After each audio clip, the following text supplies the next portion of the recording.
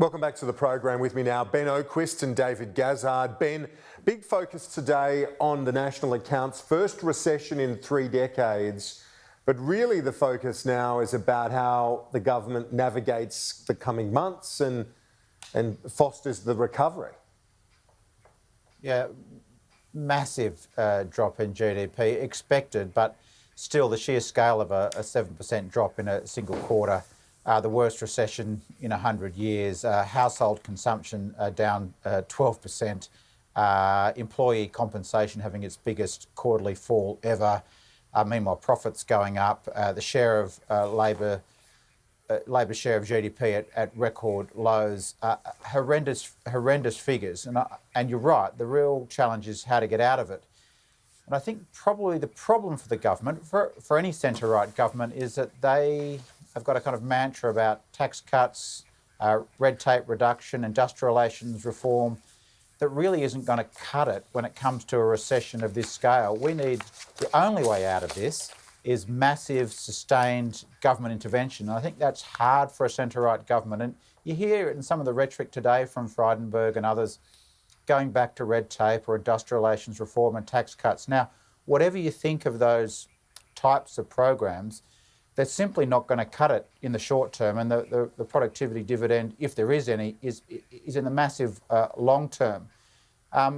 Here's one last figure to leave you with, is that by all accounts, JobSeeker and JobKeeper have kept the government afloat and the economy afloat to some extent, and the recession would have been much worse without them.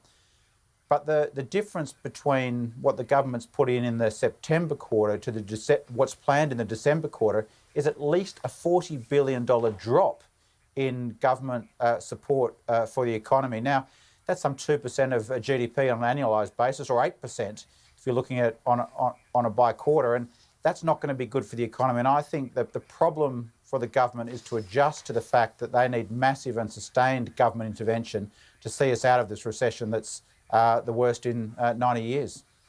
David, it is this balancing act, isn't it, between the support, but then, knowing when to taper it? Because Labor has said they support tapering it, the JobKeeper, for example, but just not so soon.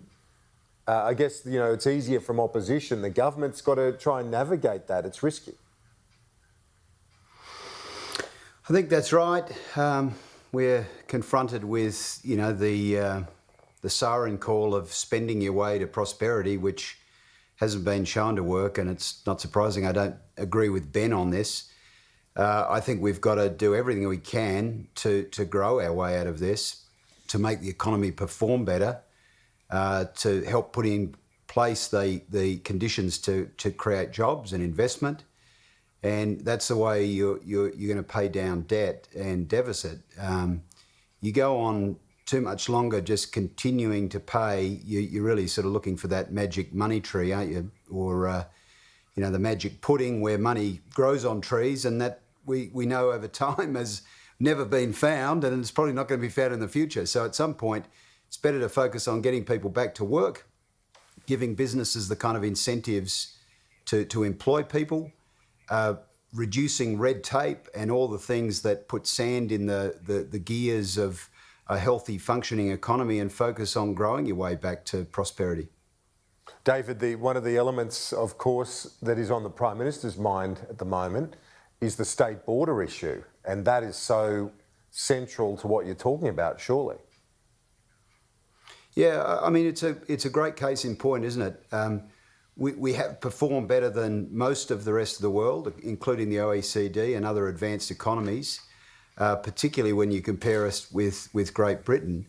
But all that can be undone because the virus gets out in a state and everyone locks down. So there are critical industries that are waiting to perform, and they're being held up by what some have called a return to provincialism or a federated balkanism of Australia. So I welcome the fact that federal cabinet is going to be addressing, what makes up a hotspot, so that states will have to justify on medical grounds why it is they've chosen to close their borders. Because at some point, you got to get things going again, and that point has probably already arrived, with the exception of Victoria.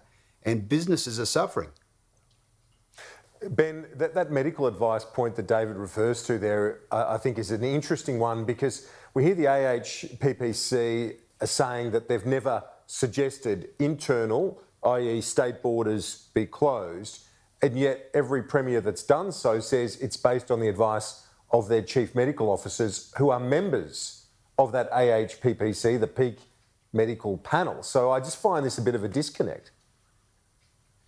Well, think of it this way. I mean, David's right, is that if the virus gets out in any state, it will hurt the economy. But if the virus gets out in lots of states, it'll be even worse. Nobody is suggesting that borders open with Victoria. So I think we're sometimes talking at cross purposes here.